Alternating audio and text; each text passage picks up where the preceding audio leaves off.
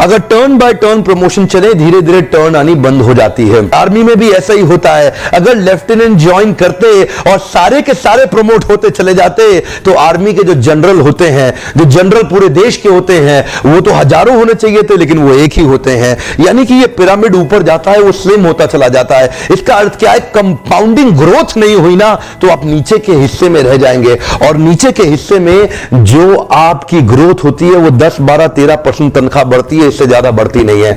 और जिस व्यक्ति की 10-12% तनख्वाह बढ़ रही है, उसका पैसा तो सारा इन्फ्लेशन ही खा जाएगा, तो उसकी ग्रोथ होगी क्या?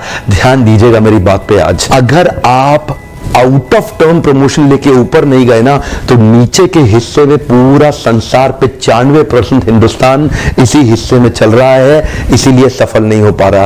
क्यों अमीर व्यक्ति और अमीर हो रहा है और गरीब और गरीब? क्योंकि नीचे के हिस्से में रह गए। और उसका कारण क्या है? आपको इन्फ्लेशन खा रहा है और इन्फ्लेशन मार रहा है। अगर आप कंपाउंडिंग ग्रोथ से ऊपर चले गए और 2-4 लंबी जंप ली, जितने भी लोग ऊपर गए हैं वो टर्न बाय टर्न प्रमोशन से नहीं गए, वो आउट ऑफ टर्न प्रमोशन से गए हैं। वो अचानक जंप मार के गए हैं। क्यों गए हैं? क्योंकि उन्होंने अपनी ग्रोथ पे इन्वेस्ट किया।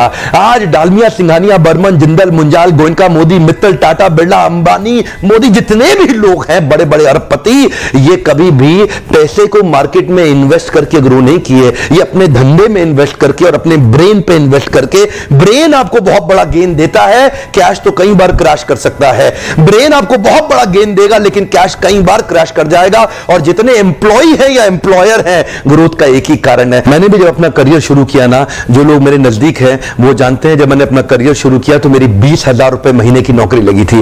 और ये 20,000 रुपए महीने की नौकरी में मैंने 10,000 रुपए का ड्राइवर रख लिया।